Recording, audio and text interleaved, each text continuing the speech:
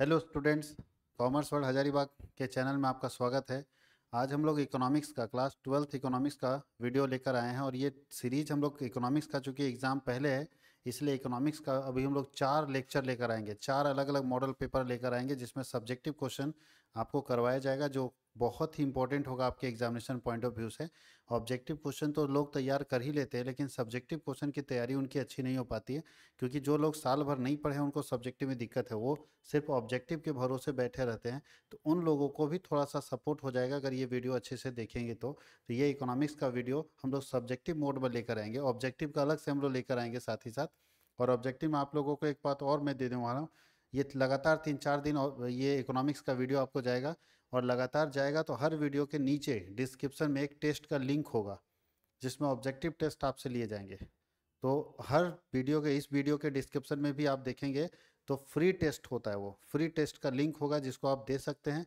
वो लिंक डाल दिया जाएगा, आप उस टेस्ट को आसानी से दे सकते हैं और आपका जो मार्क्स आएगा वो आप ज़रूर हमें बताएंगे। जब आप टेस्ट देंगे तो ऑटो चेक होता है वो टेस्ट, तो चेक होने के बाद उसका मार्क्स भी आपको पता चल जाएगा और उसका सही आंसर क्या है वो भी आपको जानकारी हो जाएगी। तो 40 क्वेश्चन का आंसर आप अपना अच्छे से कर लेंगे। तो चलिए स्टार्ट करते हैं हम लोग। और ये फ्री टेस्ट का लिंक आप अपने दोस्तों को भी शेयर कर सकते हैं ताकि उनको भी इसके बारे में जानकारी हो सके और फ्री टेस्ट देकर वो अपने ऑब्जेक्टिव क्वेश्चन को ठीक कर सके। तो ऑब्जेक्टिव क्वेश्चन के लिए हम लोगों ने फ्री टेस्ट ऑप्शन रखा है कि आप जाइए मेरे इस वीडियो के डिस्क्रिप्शन में और वहाँ पे फ्री टेस्ट दीजिए और आप आपका जो मार्क्स आता है उस स्कोर को आप अपने कमेंट बॉक्स में यहाँ पे ज़रूर लिखिए ताकि पता चले कि आप कितना जान रहे हो। और सब्जेक्टिव का हम लोग लगातार वीडियो बनाते जाएंगे जिससे आप लोगों की तैयारी और अच्छी होगी। और अगर किसी चैप्टर में स्पेशली दिक्कत है तो वो भी आप कमेंट सेक्शन में लिख देंगे, मैं उस चैप्टर का वीडियो बना दूंगा ताकि आपके लिए दिक्कत ना हो। वैसे मुझे लग रहा है कि ओवरऑल का वीडियो एक साथ बनाना ज़्यादा अच्छा है, ना कि चैप्टर बाई चैप्टर। अगर chapter by chapter one shot करे तो बहुत सारे ऐसे चैप्टर्स हैं छोटे छोटे जहाँ से आसानी से क्वेश्चन किए जा सकते हैं, बहुत टफ नहीं होगा। तो फर्स्ट क्वेश्चन जो पूछ रहा है कि what is economics, micro economics, तो थोड़ा सा हम लोग इंट्रोडक्शन दे दे जिससे आपको और अच्छे से क्लियर जाएगा कि इकोनॉमिक्स क्या है, माइक्रो इकोनॉमिक्स क्या है। सबसे पहले हम लोग बात करते हैं इकोनॉमिक्स। तो अगर हम इकोनॉमिक्स की बात करते हैं, अर्थशास्त्र की बात करते हैं, तो इकोनॉमिक्स के अंदर क्या आता है? इकोनॉमिक्स के अंदर हम लोग इकोनॉमिक और नॉन इकोनॉमिक दोनों एक्टिविटी को पढ़ते हैं। इकोनॉमिक्स के अंदर हम लोग इकोनॉमी को पढ़ते हैं, इकोनॉमिक्स और नॉन इकोनॉमिक दोनों एक्टिविटी को पढ़ते हैं। वैसे इकोनॉमिक्स को डिफाइन करने के लिए 4 अलग अलग कॉन्सेप्ट है, इसका कोई डेफिनेशन नहीं है, इसके 4 अलग अलग कॉन्सेप्ट है और चारों कॉन्सेप्ट के आधार पर लोग इसको डिफाइन करता है। तो पहला कॉन्सेप्ट जो इसको डिफाइन करने का दिया गया था वो था वेल्थ कॉन्सेप्ट। आपको मालूम है ना कि वेल्थ कॉन्सेप्ट, धन की अवधारणा जो है एडम स्मिथ का दिया हुआ है। दूसरा, पहला था वेल्थ कॉन्सेप्ट, दूसरा था वेलफेयर कॉन्सेप्ट, वेलफेयर कॉन्सेप्ट, कल्याण की अवधारणा। पहला है धन की अवधारणा जिसके प्रतिपादक कौन है? तो जो जिनको फादर ऑफ इकोनॉमिक्स भी बोला जाता है, एडम स्मिथ। एडम स्मिथ ने इस कॉन्सेप्ट को दिया था। देखिए ऑब्जेक्टिव सब्जेक्टिव सब क्लियर होते चला जाएगा, एकदम तरीके से समझिए। इकोनॉमिक्स में बात करते हैं तो पहले वेल्थ कॉन्सेप्ट आता है, दूसरा वेलफेयर कॉन्सेप्ट आता है। वेल्थ कॉन्सेप्ट को हम लोग धन की अवधारणा बोलते हैं। इसका डेफिनेशन क्या है? इसका डेफिनेशन है economics is the science of wealth. इसका डेफिनेशन है economics is the science of wealth, कि इकोनॉमिक्स जो है वो धन की अवधारणा है। और इसके फादर कौन है, डेवलपर कौन है? तो एडम स्मिथ, जिनको फादर ऑफ इकोनॉमिक्स भी कहा जाता है। यही है father of economics, father of economics, अर्थशास्त्र के पिता, जनक के रूप में इसको हम लोग जानते हैं। वेलफेयर कॉन्सेप्ट को प्रोफेसर मार्शल ने दिया था, प्रोफेसर मार्शल ने दिया था वेलफेयर कॉन्सेप्ट को। इनका कहना है कि economics is the science of welfare, public welfare की बात है। इकोनॉमिक्स में क्या होता है? पब्लिक वेलफेयर की बात होती है। उसके बाद तीसरा कॉन्सेप्ट है स्कार्सिटी कॉन्सेप्ट, स्कार्सिटी कॉन्सेप्ट, दुर्लभता की धारणा।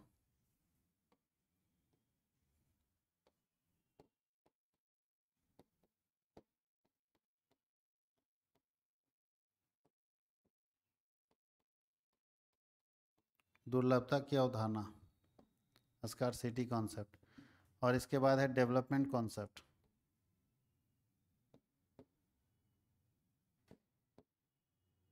डेवलपमेंट कॉन्सेप्ट, विकास की अवधारणा।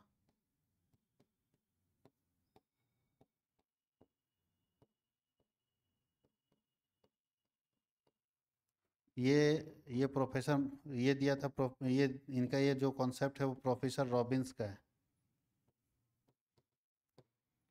और ये है प्रोफेसर सैमुअल्सन का। प्रोफेसर सैमुअल्सन का। तो बहुत सारा कॉन्सेप्ट क्लियर हो गया। अगर इकोनॉमिक्स की परिभाषा की बात करें तो चार तरह का कॉन्सेप्ट है: wealth concept, welfare concept, scarcity concept और डेवलपमेंट कॉन्सेप्ट। वेल्थ कॉन्सेप्ट जो है एडम स्मिथ का दिया हुआ है, जिसको फादर ऑफ इकोनॉमिक्स बोलते हैं। वेलफेयर कॉन्सेप्ट प्रोफेसर मार्शल का दिया हुआ है। स्कार्सिटी कॉन्सेप्ट जो है वो प्रोफेसर रॉबिन्स का दिया हुआ है, और डेवलपमेंट कॉन्सेप्ट जो है वो प्रोफेसर सैमुअल्सन का दिया हुआ है। तो चार कॉन्सेप्ट है इकोनॉमिक्स को डिफाइन करने के लिए। इसके बाद प्रोफेसर रेगनर फ्रिस ने इकोनॉमिक्स को दो पार्ट में बांटा। किसने इकोनॉमिक्स को दो पार्ट में बांटा? प्रोफेसर, पूछा जाता है कि किसने इकोनॉमिक्स को दो पार्ट में बांटा, तो प्रोफेसर रेगनर फ्रिस ने इकोनॉमिक्स को कितने पार्ट में बांटा है? इन्होंने इकोनॉमिक्स को दो पार्ट में बांटा। पहला है माइक्रो और दूसरा होता है मैक्रो। माइक्रो का मतलब होता है छोटा, माइक्रो का मतलब क्या होता है? छोटा, स्मॉल। और दूसरा है मैक्रो, मतलब बड़ा। ठीक है, मैक्रो इकोनॉमिक्स का मतलब बड़ा और माइक्रो का मतलब क्या होता है? छोटा। याद रखना, माइक्रो इकोनॉमिक्स का मतलब छोटा और मैक्रो इकोनॉमिक्स का मतलब बड़ा। तो ये इकोनॉमिक्स को दो पार्ट में बांटने वाले जो विद्वान थे उनका नाम था प्रोफेसर रेगनर फ्रिस। बहुत सारा एमसीक्यू में पूछेगा कि इकोनॉमिक्स को किसने दो पार्ट में बांटा, तो प्रोफेसर रेगनर फ्रिस ने बांटा है। और ये दो पार्ट में बांटे, माइक्रो और मैक्रो। माइक्रो का मतलब छोटा और मैक्रो का मतलब क्या होता है? बड़ा। याद रखना, ये ओस्लो विश्वविद्यालय के प्रोफेसर थे।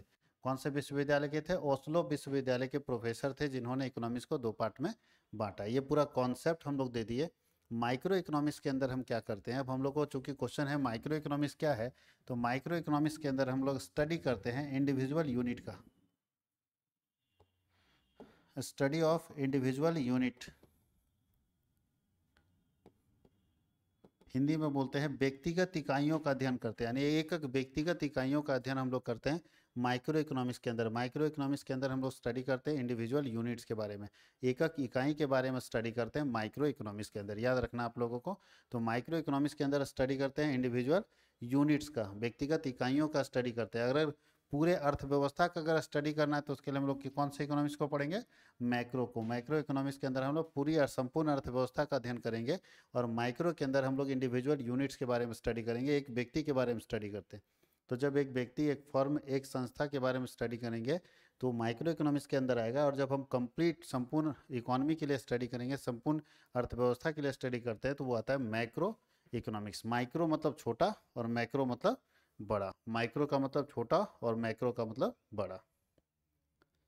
अब इतना लिखने के बाद हम लोग आगे बढ़ते हैं। तो देखिए बहुत सारा कॉन्सेप्ट हम बताते चले, जैसे जैसे कोई क्वेश्चन आएगा बहुत डिटेल में हम पढ़ाएंगे। थोड़ा मेरा वीडियो लंबा जाएगा, लेकिन जो भी पढ़ाएंगे सॉलिड पढ़ाएंगे, उसमें आपका पूरा का पूरा कॉन्सेप्ट बिल्ड हो जाना चाहिए।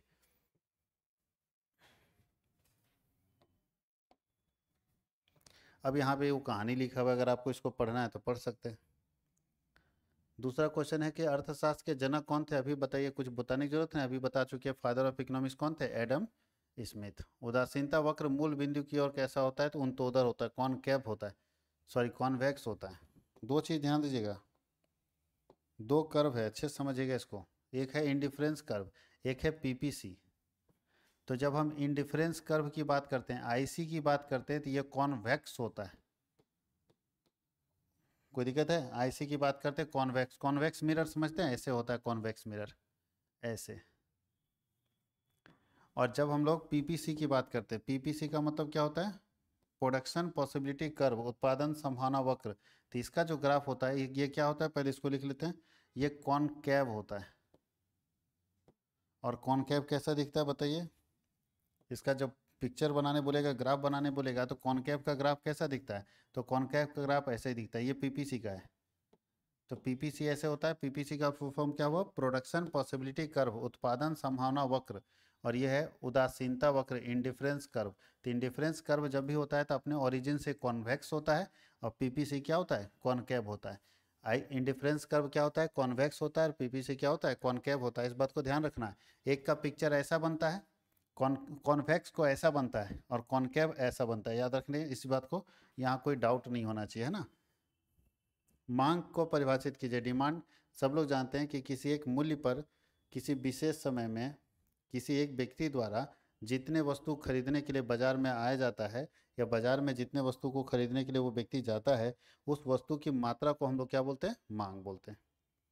एक निश्चित समय में एक निश्चित मूल्य पर किसी व्यक्ति द्वारा जितने वस्तु को खरीदने के लिए बाजार वो जाता है, उतने वस्तु की जो मात्रा होती है, क्वांटिटी होती है, उसी को हम लोग क्या बोलते हैं, डिमांड बोलते हैं। जैसे 10 रुपये अगर मार्केट में प्राइस है, कोई व्यक्ति 4 बजे शाम में 20 kg टमाटर खरीदने के लिए जाता है, तो हम ये मानेंगे कि 10 रुपया प्राइस के ऊपर टमाटर का डिमांड कितना है, 20 kg है। प्राइस अगर बढ़ के 20 रुपया हो जाता है और वो व्यक्ति डिमांड 5 kg टमाटर का करता है, तो हम ये मानेंगे कि 20 रुपया प्राइस पे टमाटर का डिमांड कितना है, 5 रुपया है। तो एक व्यक्ति किसी निश्चित समय पर या किसी निश्चित मूल्य पर किसी वस्तु की जितनी मात्रा खरीदने के लिए बाजार में जाता है, उस मात्रा को, उस क्वांटिटी को ही हम लोग डिमांड बोलते हैं। और डिमांड को दूसरे लैंग्वेज में डिमांडेड क्वांटिटी भी बोलते हैं। डिमांड को ही हम लोग बोलते हैं डिमांडेड क्वांटिटी,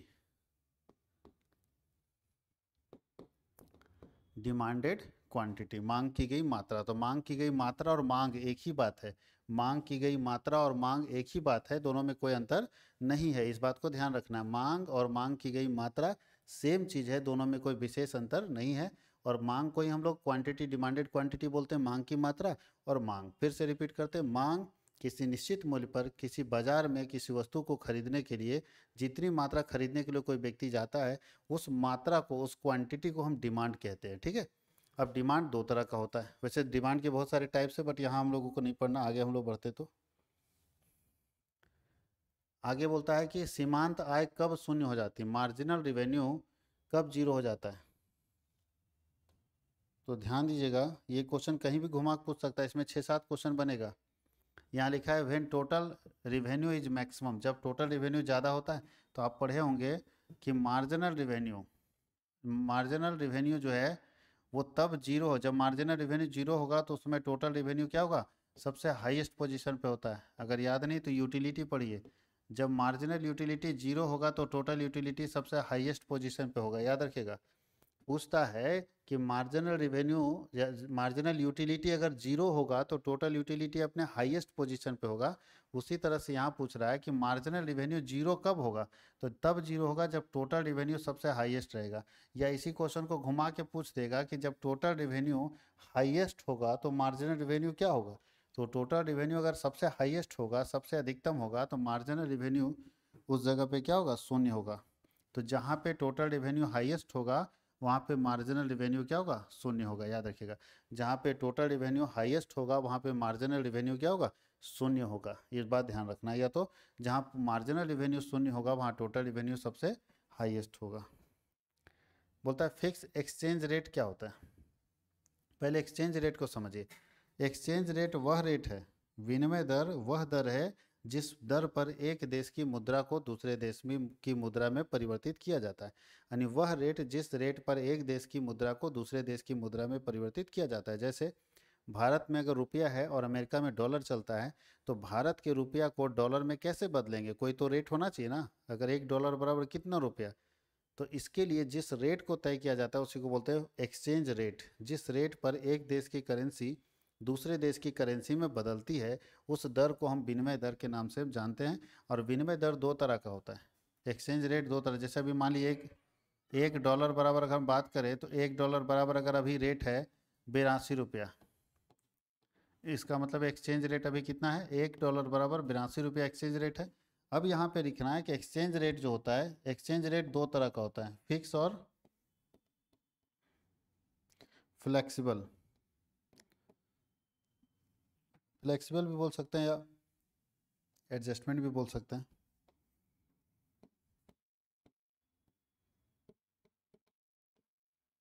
एक्स होना फ्लेक्सिबल, फिक्स रेट और XED, फिक्स रेट और फ्लेक्सिबल रेट। फिक्स रेट का मतलब ऐसा, ध्यान दीजिएगा, जब हम फॉरेन एक्सचेंज करते हैं, ये बदलते हैं, तो बताइए दिन भर में तो डॉलर और रुपया का ऊपर नीचे उतार चढ़ाव तो होता रहता होगा। तो जब डॉलर और रुपये का प्राइस हमेशा उतार चढ़ाव होता होगा तो कौन से रेट में बदलेंगे? तो एक होता है फिक्स रेट। जब फिक्स रेट होता है तो क्या होता है, सुबह सुबह ही इसका रेट फिक्स हो जाएगा कि $1 बराबर जो है वो 82 रुपया है। तो इसका मतलब है दिन भर जो डील होगा वो $1 बराबर 82 रुपये में डील होगा, भले 85 हो जाए, 83 हो जाए, 80 हो जाए, 78 हो जाए, लेकिन डील इसी में होगा, फिक्स रेट है।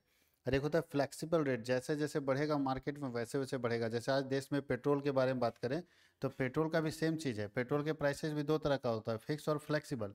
लेकिन पेट्रोल के प्राइसेस फिक्स कर दिए जाते हैं, तो हर दिन सुबह सुबह पेट्रोल 1 लीटर में कितने में मिलेगा। जैसे आज 102 रुपया 50 पैसा है, तो हो सकता है कल जो 1 लीटर का दाम है 103 रुपया 20 पैसा हो, अगले दिन 1 लीटर का दाम हो सकता है 99 रुपया हो। तो बोलता है कि जैसे मार्केट तय होगा वैसे हर दिन पेट्रोल का प्राइस चेंज होगा। तो हर दिन सुबह सुबह तय कर दिया जाएगा कि आज पेट्रोल कितने में बिकेगा। इसी को हम लोग बोलते हैं फिक्स रेट। कोई दिक्कत है? फिक्स रेट ऑफ एक्सचेंज का मतलब होता है कि किस रेट में हम अपने एक देश की करेंसी को दूसरे देश की करेंसी में एक्सचेंज करेंगे, उस रेट को हम लोग फिक्स रेट बोलते हैं। तो अगर वो फिक्स है कि इतने में ही बदलेंगे तो वो फिक्स रेट कहलाता है। और अगर वो वेरिएबल है, परिवर्तनशील है, तब तो उसे अलग नाम से हम लोग जानते हैं, तो फ्लेक्सिबल रेट के नाम से जानते हैं। विदेशी विनिमय के चालू क्रय विक्रय वाले बाजार को क्या कहते हैं? जहाँ पे विदेशी विनिमय के प्रोडक्ट को खरीदा और बेचा जाता है, यानी फॉरेन एक्सचेंज किया जाता है, उस मार्केट को बोलते हैं फॉरेन एक्सचेंज मार्केट। क्या बोलते हैं? Foreign exchange market. जहाँ पे विदेशी मुद्रा को खरीदा बेचा जाता है उसको बोलते हैं फॉरेन एक्सचेंज मार्केट। जीएनपी निकालने का फॉर्मूला क्या है? तो बहुत सारा फॉर्मूला जीएनपी निकालने का, बट एक फॉर्मूला यहाँ लिखे हैं, GDP plus net indirect from abroad, net indirect income from abroad, यानी जीडीपी प्लस NFIA। इसका मतलब है gross domestic product plus net income from abroad. जो विदेश से हमको नेट इनकम फ्रॉम एब्रॉड कैसे निकलता है? एक्सपोर्ट माइनस इंपोर्ट से। एक्सपोर्ट में इंपोर्ट को घटा देंगे तो जो इनकम आएगा वो निकलेगा नेट फॉरेन इनकम, या बोल सकते हैं नेट इनकम फ्रॉम एब्रॉड। विदेश से हमको शुद्ध कितना इनकम आता है वो यहाँ पे निकल जाएगा। तो ये याद रखना आप लोगों को, GNP निकालने का फॉर्मूला। अब बोलता है एनडीपी का फॉर्मूला बताइए। तो एनडीपी का देखिए दो फॉर्मूला है। अब एनडीपी एमपी पूछा है कि एनडीपी एफसी पूछा है, ऐसा कुछ भी मेंशन नहीं है। तो हम लोग एनडीपी निकालने का, एनडीपी पूछ रहा है तो एनडीपी का दो होता है, एनडीपी एफसी और एनडीपी एमपी। तो अगर एनडीपी एफसी निकालेंगे तो क्या फॉर्मूला होगा? एनडीपी एमपी माइनस, ये देखिए, नेट इनडायरेक्ट टैक्सेस। अब अगर एनडीपी एमपी निकालने बोलेगा तो कुछ नहीं करना, नेट इनडायरेक्ट टैक्सेस इसमें क्या होगा? प्लस हो जाएगा। तो अगर एनडीपी एमपी पूछेगा तो एनडीपी एफसी में नेट इनडायरेक्ट टैक्सेस को प्लस कर देंगे, तो ये निकल जाएगा एनडीपी एमपी। और अगर एनडीपी एफसी पूछेगा तो एनडीपी एफसी निकालने के लिए क्या करना होगा? एनडीपी एमपी में माइनस करना होगा नेट इनडायरेक्ट टैक्सेस के नाम से। ठीक है, अब शॉर्ट आंसर टाइप क्वेश्चन में हम लोग चलते हैं।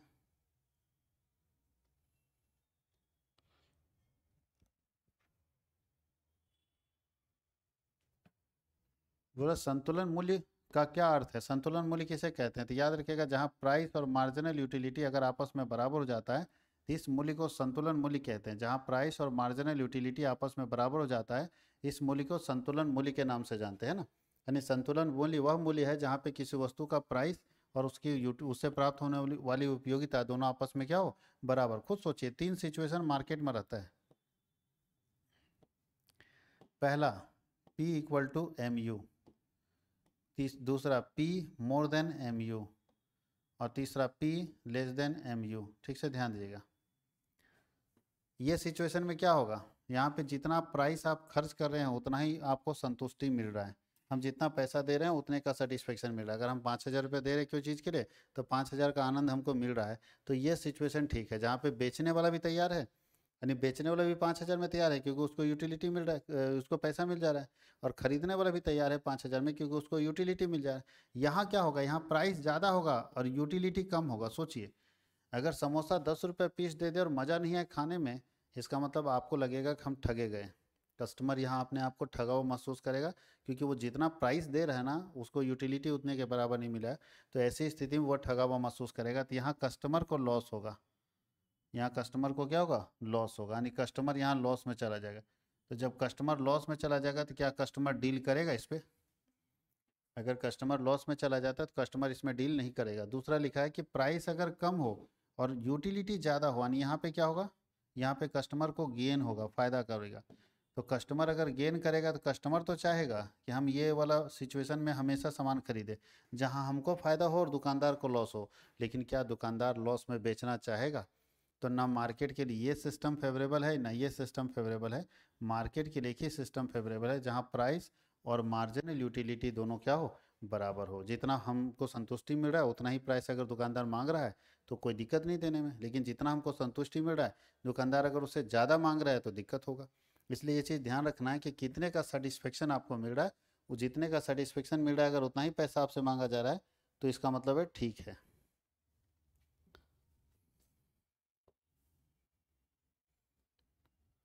एक वस्तु की बाजार मांग को प्रभावित करने वाले तत्व बताइए। यानी मांग को प्रभावित करने वाले कौन कौन से तत्व हैं जिससे मांग प्रभावित हो जाता है। तो चलिए कुछ तत्व हैं जिसका नाम हम लोग एक एक करके डिस्कस कर लेते हैं। वस्तु की उपयोगिता के आधार पर भी वस्तु का मांग प्रभावित होता है। इनकम लेवल के आधार पर आय अगर बढ़ेगा तो डिमांड ज़्यादा होगा, आय घटेगा तो डिमांड कम होगा। धन का वितरण, अगर लोग पैसा ज़्यादा खर्च करेंगे तो डिमांड बढ़ेगा, ज़्यादा होगा। पैसा कम खर्च करेंगे तो डिमांड कम होगा। वस्तु की कीमत के आधार पर, अगर किसी वस्तु का कीमत ज़्यादा होगा तो डिमांड कम होगा।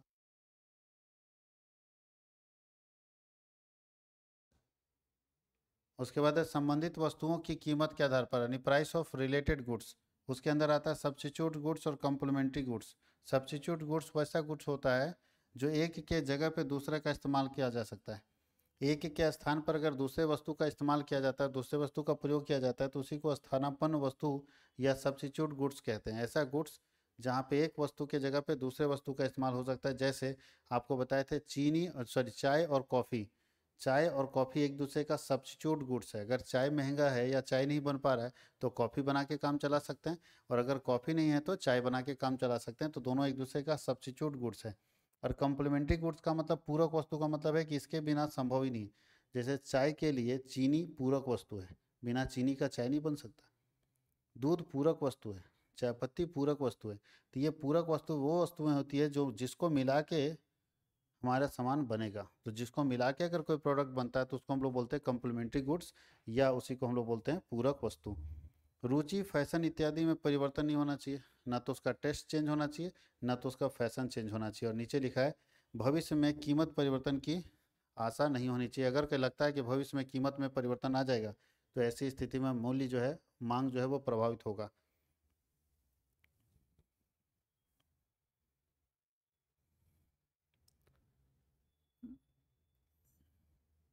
अगला क्वेश्चन है define price elasticity of supply.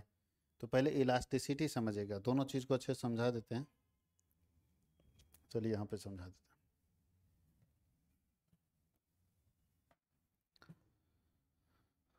हैं। डिमांड और सप्लाई एक ही जैसा है, ठीक है।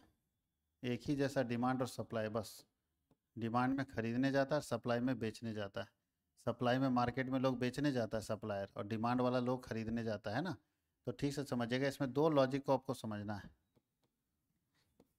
चलो हम डिमांड का ही समझा देते तो आपको सब समझ में आ जाएगा। लॉ ऑफ डिमांड, या आप इस जगह पे लिख सकते हैं लॉ ऑफ सप्लाई, ठीक है। और इसको बोलते हैं इलास्टिसिटी ऑफ डिमांड।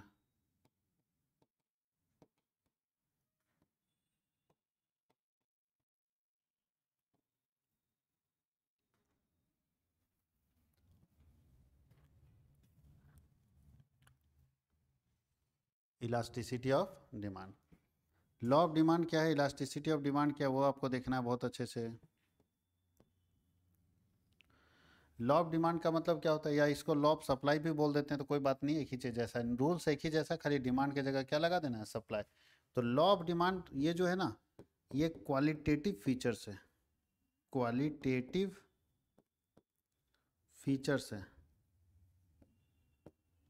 इसको बोलते हैं गुणात्मक विशेषता।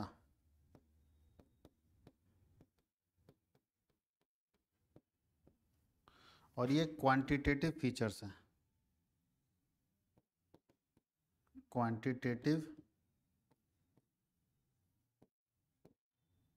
मात्रात्मक विशेषता।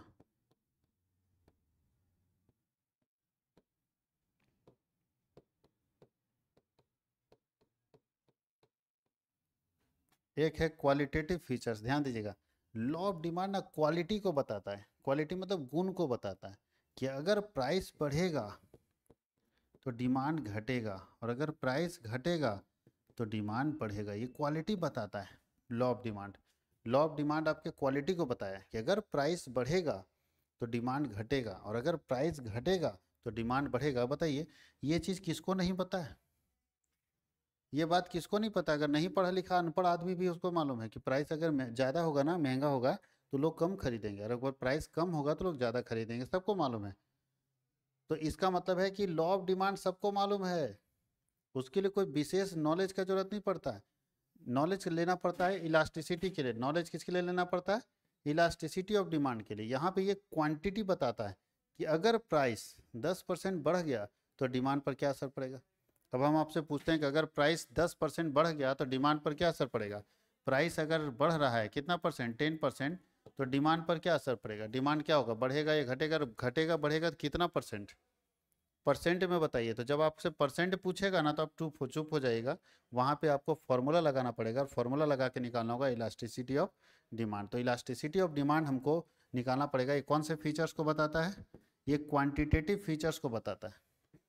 ये मात्रात्मक विशेषता को बताता है। इससे हमको पता चलता है कि अगर 10% सामान महंगा हो रहा है तो उसका डिमांड पर क्या असर पड़ेगा। अगर प्राइस 2 रुपया बढ़ रहा है तो डिमांड पर कितना रुपये का असर पड़ेगा, कितना केजी का क्वांटिटी का असर पड़ेगा।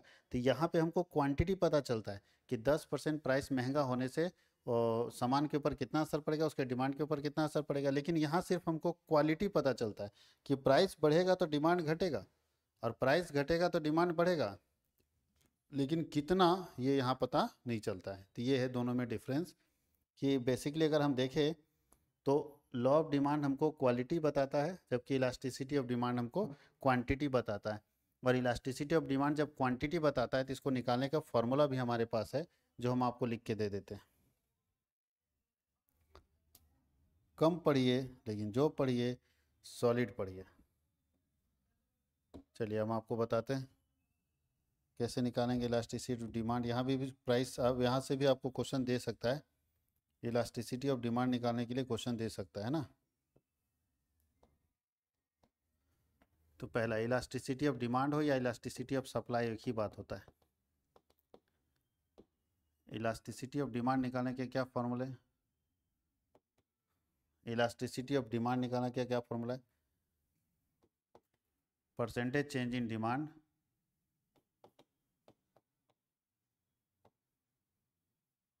अब by percentage change in price.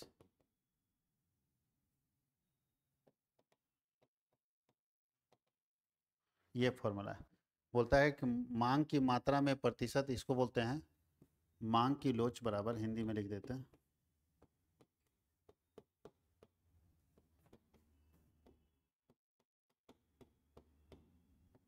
मांग की मात्रा में प्रतिशत परिवर्तन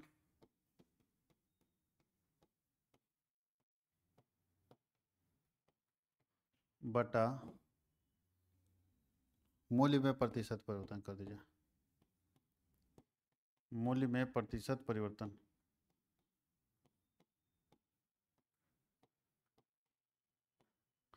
कोई दिक्कत किसी को? मांग की मात्रा में प्रतिशत परिवर्तन बटा मूल्य में प्रतिशत परिवर्तन। मांग की मात्रा में जो प्रतिशत परिवर्तन है बटा में मूल्य में प्रतिशत परिवर्तन करेंगे तो निकल जाएगा चेंज इन डिमांड। अब थोड़ा ध्यान दीजिएगा, इसको हम दूसरे एक और फॉर्मूले में डालते हैं। इलास्टिसिटी ऑफ डिमांड को ईडी लिखते हैं, चेंज इन डिमांड को लिखते हैं डेल्टा क्यू बाई क्यू।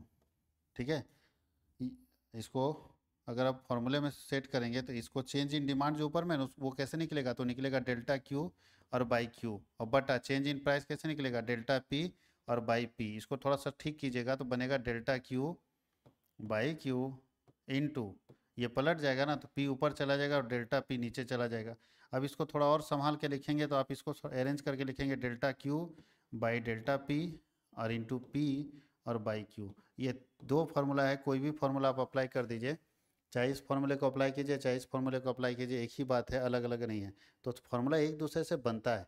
कभी भी परसेंटेज निकालना होता है ना तो परसेंटेज का फार्मूला ये होता है।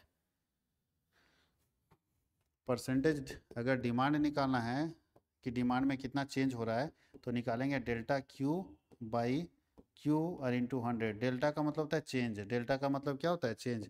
और अगर प्राइस निकालना है तो फॉर्मूला लगाएंगे डेल्टा पी और बाई पी और इंटू क्या होगा 100। तो ये डेल्टा, ये परसेंटेज चेंज इन डिमांड और परसेंटेज चेंज इन प्राइस का फॉर्मूला है, जो ये फॉर्मूला काम करेगा। ठीक है, परसेंटेज चेंज इन डिमांड और परसेंटेज चेंज इन प्राइस का फॉर्मूला है, जो ये फॉर्मूला काम करेगा। और इसी फॉर्मूले को यहाँ सेट करेंगे तो ये दूसरा फॉर्मूला डेवलप हो जाएगा। ठीक है, तो इसका ध्यान रखना है। इसमें बहुत सारा न्यूमेरिकल क्वेश्चन भी आपको पूछेगा, तो उसका ध्यान रखना है कि न्यूमेरिकल क्वेश्चन बन जाए। मैं एक बात आप लोगों को बहुत अच्छे से बता दूं, एकदम क्लियर कट बता दूं कि इसमें कोई किंतु परंतु नहीं है। अगर आप पूरे साल मेहनत नहीं किए हैं और लास्ट टाइम में भी अगर आप ध्यान नहीं देते हैं तो आप सब्जेक्टिव नहीं लिख पाओगे। ऑब्जेक्टिव कर लोगे, सब्जेक्टिव नहीं लिख पाओगे। बहुत बच्चे ऐसे होते हैं जो सोचते हैं बस राम बाण दे दीजिए ना सर। सर साल भर टीचर पढ़ाते हैं आपको, जो भी टीचर पढ़ाएं साल भर आपको पढ़ाएं, और साल भर की पढ़ाई आप 5 दिन और 10 दिन में अगर ऐसा कोई टैलेंट आ जाए कि 5 से 10 दिन में हम साल भर की पढ़ाई को सीख लें, तो साल भर पढ़ने की ज़रूरत क्या पड़ेगी। फिर तो सेशन 5 महीने का या 1 महीने का होना चाहिए कि 1 महीना पढ़ा दीजिए, बच्चा पास कर जाएगा। सिलेबस का संपूर्ण ज्ञान अगर आपके अंदर नहीं है तो वो पास किया हुआ भी कोई काम का लायक नहीं है। क्योंकि अगर संपूर्ण आप नहीं जानते तो कुछ बस पास होने से क्या हो जाएगा। ठीक है, अंतिम समय है, हमको ये बात नहीं बोलना चाहिए क्योंकि बहुत बच्चा हो सकता है बुरा मान जाए, लेकिन सच्चाई है जो जीवन का, वो उसको बोलने में हम बिल्कुल डरते नहीं हैं। कोई बुरा माने, अच्छा माने, खराब माने, कोई दिक्कत नहीं, लेकिन सच्चाई है कि उसे अगर सही से ज्ञान नहीं हो पाया किसी चीज़ का तो वो सिर्फ 1 महीना में पढ़ के कुछ नहीं कर सकता है इस एजुकेशन के फील्ड में। बाकी वो किसी और फील्ड में एक्सपर्ट हो सकता है, बट मेरा मानना है कि एजुकेशन के फील्ड में वो एक्सपर्ट नहीं हो सकता। बाकी हो सकता है कि किसी, हो सकता है वो रील्स बनाने में मास्टर हो जाए, अलग इशू है, बट एजुकेशन के सेक्टर में आप पिछड़ जाओगे, पीछे रह जाओगे। इसलिए नॉलेज आप जरूर अर्न करो, क्योंकि बिना नॉलेज का कभी भी आप आगे नहीं बढ़ सकते हो।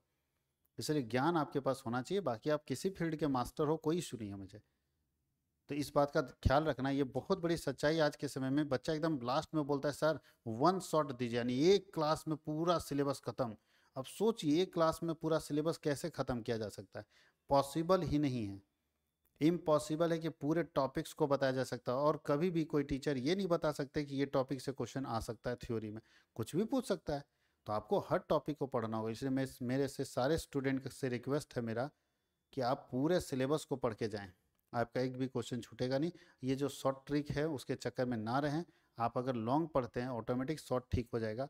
तो इसलिए आपको जो सिलेबस पढ़ा के दिया गया, हमारे जितने स्टूडेंट्स हैं ऑफलाइन और ऑनलाइन वाले, उनसे सारे से रिक्वेस्ट है कि पूरे वीडियो को देखिए जो आपके पास एप्लीकेशन में डाला हुआ है। इसलिए हम बहुत सारा कंटेंट नहीं डाल रहे हैं, बहुत सारा कंटेंट नहीं दे रहे हैं, जानबूझ के नहीं दे रहे हैं।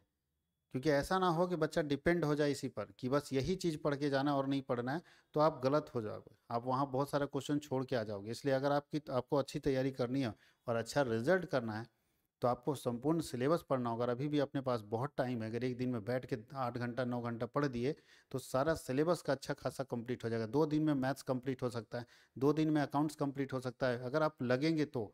हम हर टॉपिक को टच करेंगे, ऐसा थोड़ी कि साल भर कुछ नहीं पढ़े, ऐसा साल भर तो पढ़ ही तो रहे थे, सिर्फ अभी रिवाइज करना है। अगर हम तो हर टॉपिक को टच करेंगे तो हर टॉपिक का एक एक दो दो क्वेश्चन भी बनाएंगे तो दिमाग में सेट हो जाएगा कि इसका क्वेश्चन ऐसे बनता है, इसका क्वेश्चन ऐसे बनता है। और नहीं तो भी शॉर्टकट तरीके से आप पास हो सकते हैं, मार्क्स आ सकता है, बट नॉलेज आपके पास नहीं रहेगा। इस बात का ध्यान रखिएगा। और अगर आप अकाउंट्स के फील्ड में, कॉमर्स के फील्ड में आगे बढ़ना चाहते हैं तो आपके लिए दिक्कत होगा।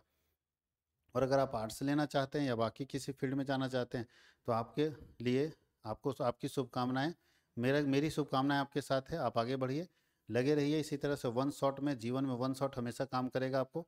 लेकिन जो बच्चे कॉमर्स के फील्ड में एक्सपर्ट बनना चाहते हैं, आगे बढ़ना चाहते हैं, उनको संपूर्ण ज्ञान का जरूरत है। बिना पढ़ाई का कुछ नहीं होगा इस दुनिया में, कोई शॉर्टकट तरीका नहीं है। शॉर्टकट तरीके से आप बहुत जल्दी फेमस हो जाएंगे और बहुत जल्दी ख़त्म हो जाते हैं।